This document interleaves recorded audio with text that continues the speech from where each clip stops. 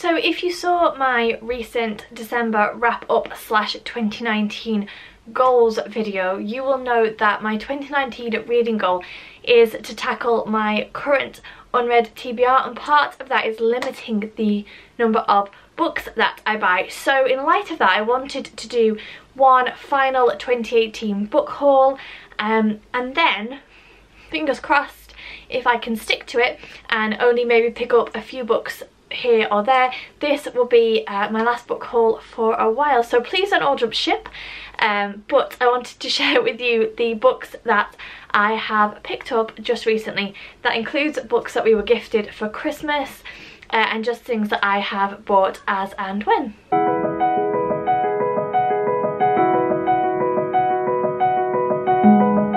So the first book I'm going to talk about is one that I've already read and mentioned in my December wrap, so I will link that down below if you are interested, and that is Skyward, Claim the Stars by Brandon Sanderson. I got this in a fairy loot. It is a YA sci-fi and is one of the latest offerings from Brandon Sanderson, and it follows the story of a young girl called Spencer who lives on a planet with what she believes is the remainder of humankind, and they are constantly under attack from an alien species known as the Krell, and they must fight for their survival. And that's all I'm going to say. As I said, I've already read this, gave it 4.5 stars. I talk about it in much more detail in my wrap up, so do hop on over there if you are interested. But yeah, one that I really enjoyed, and if you are a Brandon Sanderson fan, I would highly recommend it. The next book is the one which was included in the December Fairy Loot, and that is Fire and Heist by Sarah Beth Durst.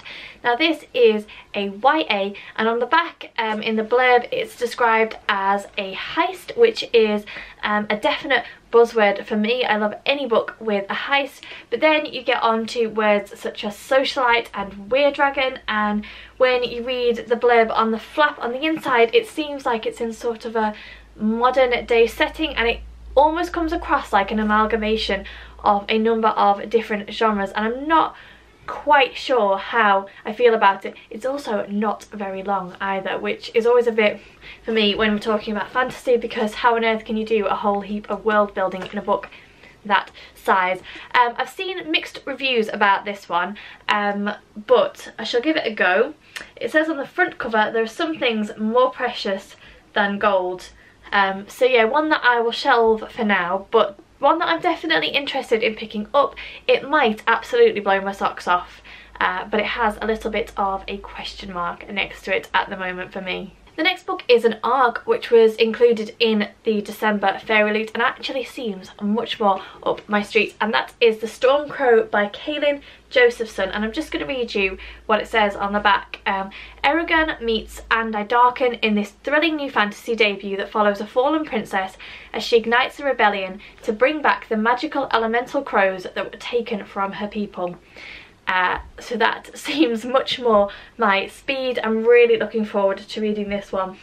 It's on sale on the 7th of September, but I'm really excited to get to this and read it, and yeah, just hopefully it is as good. I mean, Eragon for me, it was a fantastic book. Absolutely loved it. I haven't read Andi Darken, although I do own it.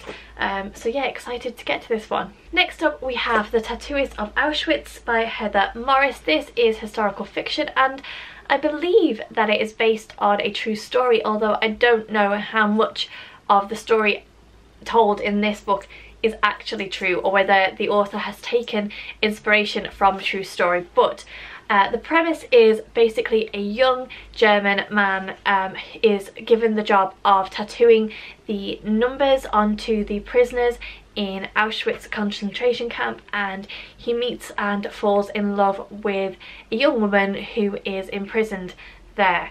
And yeah, as I said, I think it's based on a true story. It's another one that I've seen that has had mixed reviews, with some people really rating it and other people saying that it falls a little bit short.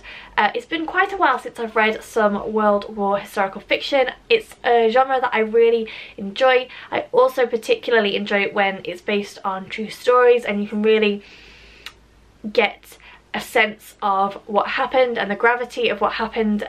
So I'm definitely keen to read it soon. Oh, actually, do you know what? I'm being completely dim, it says on the front cover, based on the powerful true story of Lael Sokolov. So there you go, that answers all of the questions that I've just raised in the past 30 seconds. So yeah, we shall see. We shall see. Next up we have a book which probably wins the prize for having the most reflective cover ever, and that is Clean by Juno Dawson. I don't even know if you're going to be able to see that. There you go. So I picked this up after I saw a "if you liked Gossip Girl you will like this book" type recommendation, although I can't now remember where I saw that, possibly NetGalley. And it does say on the front, Gossip Girl goes to rehab. So this is the story of a young socialite called Lexi who is sent to rehab after a near overdose, and it's her story of getting clean. And it says on the back, as she faces her demons, Lexi realises love is the most powerful drug of all. It's a dirty business getting clean. Addiction, redemption, love and despair. Clean will have you hooked from the first page. So yeah, one that I'm interested to pick up. Then we have Shadow of the Fox by Julie Kagawa, and I bought this when I was just having a real impulse to read some more exotic fiction set in cultures that I would not normally read about, and I've tried to write a synopsis of this and really struggled, so I'm just going to read you what it says on the back because I feel like it probably does it more justice than I could do. So it says, a single wish will spark a new dawn. Every millennium, the missing pieces of the scroll of 1,000 prayers are hunted, for they hold the power to call the great Kami dragon and ask for any one wish. As the temple burns to the ground, Yumiko escapes with its greatest treasure, the first piece of the scroll. And when fate thrusts her into the path of a mysterious samurai, she knows he seeks what she has. Kage is under orders to kill those who stand in his way, but will he be able to complete his mission? Will this be the dawn that sees the dragon wake? Enter a beautiful and perilous land of shapeshifters and samurai, kami and legends, humans and demons, a world in which Japanese mythology and imagination blend together. Cannot wait. Next up we have Sunflowers in February by Phillida Shrimpton. This is a YA about a young girl who is killed in a hit and run accident, but she somehow manages to possess her twin brother's body and is then able to live out parts of her life, and it sounds like a really clever concept. I'd not come across this book before, and when we went to Lincoln we stumbled across an independent bookshop and I got this one and one other which I'll show you in a minute, and I was just really intrigued by the concept and how it's going to work, and yeah, just how the whole thing is going to kind of come together. So yeah, I was interested enough to pick it up. Not sure when I'll get to it, but one that I'm looking forward to reading. So the other book that I got when we were in the independent shop in Lincolnshire was The Wild Folk by Sylvia V. Linstead. This is a fantastical adventure story about two children who have to go on an adventure accompanied by two hares to save the wild folk, but the wild folk are really suspicious of humans, and so the children have this kind of mammoth task of getting the wild folk to trust them so that they can save them. And I have never seen anybody talk about this book before. I was immediately drawn in by the stunning cover. It's a children's book. Although it's quite long for a children's book. I actually bought it with Megan in mind, although she didn't seem so keen, so I will probably read it first and then decide whether it's something that she would want to read. But you can't beat a good children's adventure story, and I'm really intrigued because, as I said, I've not seen anybody talk about it, so if I've stumbled accidentally across a little hidden gem, then that would just be fantastic. Then we have The 7 Deaths of Evelyn Hardcastle by Stuart Turton. I've also seen this called The 7.5 Deaths of Evelyn Hardcastle, so I'm not sure why the name was changed. So I believe that the premise of this story is that we have a young girl called Evelyn who basically is killed at her parents' party, and she has died hundreds of times, and each time there is a young guy called Aidan who is too late to save her, and he wakes up each day and is kind of stuck in like a Groundhog Day type cycle, but each day he wakes up in the body of a different person perhaps. As I said, it's a historical mystery thriller. It's very popular. I've seen so much high praise for this book, and it's definitely one that I want to get to soon. I got it for Christmas actually, and it's the perfect choice for me because I just think it sounds fascinating. Then the final 3 books are ones that James got, but they will probably also be ones that I pick up, so I'm going to include them. So we have got Firefight and Calamity by Brandon Sanderson. These are the 2nd and 3rd books in the Reckoners trilogy, which I think is YA. I'm not entirely sure. I think the first book in the series is called Steelheart, and it's kind of a heroes villains battle-esque type story, but set against the backdrop of Manhattan, I feel like. So it's kind of like a modern day hero slash villain setting, and for Brandon Sanderson, you know, these books are quite short, so I imagine that they're going to be quite fast paced as well. But yeah, so he, as I said, Steelheart is the first one, Firefight is the second one, and Calamity is the final one. And then the final book is an absolute monster, and that is The Eye of the World by Robert Jordan. This is book 1 in the Wheel of Time, and I actually bought this for James because I was doing some research about books that fans of Brandon Sanderson would enjoy, and Brandon Sanderson obviously finished the Wheel of Time series because Robert Jordan passed away before he was able to.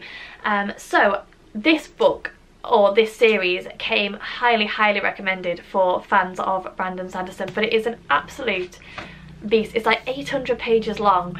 It's high fantasy, got no idea really what it's about. It says at the back, the wheel of time turns and ages come and pass, leaving memories that become legend. Legend fades to myth, and even myth is long forgotten when the age that gave it birth returns again. What was, what will be, and what is may yet fall under the shadow. The Wheel of Time is one of the greatest fantasy epics ever written, and I mean, the size of the writing, the size of the book, good luck James. But yeah, if you've read this and you'd recommend it, then let me know, because that is an intimidating size, and obviously that's just book 1 in however many books there are. Let's see, 1, 2, 3, 15. There are 15 books in this series, and if each one is that size, then holy moly. Anyway, that is enough rambling. Yeah, if you've read this, let me know. If you'd recommend it, let me know. If you'd steer clear of it, unless you're like a super hardcore fantasy fan, also let me know. I'm very intrigued to see what James thinks of it.